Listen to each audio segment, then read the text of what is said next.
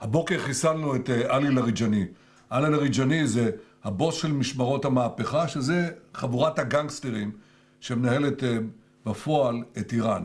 אנחנו חיסלנו לצידו גם את מפקד הבסיס, זה העוזרים של הגנגסטרים, שהם מפיצים טרור ברחובות טהרן וערים אחרות של איראן נגד האוכלוסייה.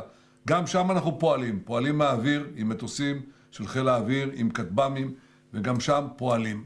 אנחנו מערערים את המשטר הזה, בתקווה לתת לעם האיראני הזדמנות לסלק אותו. זה לא יקרה בפעם אחת, זה לא יקרה בקלות, אבל אם נתמיד בזה, אנחנו ניתן להם הזדמנות שהם יוכלו לקחת את גורלם בידיהם.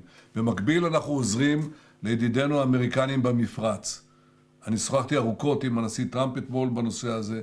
יש שיתוף פעולה בין חילות האוויר וחילות הים שלנו, ביני לבין הנשיא טראמפ ואנשיו.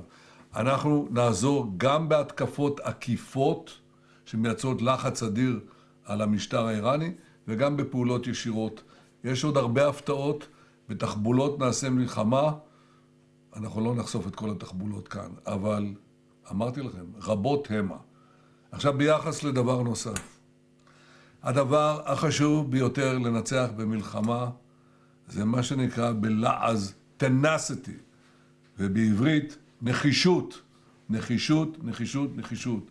נחישות של המנהיגים, נחישות של המפקדים, נחישות של העם. אנחנו נחושים לנצח ואנחנו נשיג את הדברים האלה.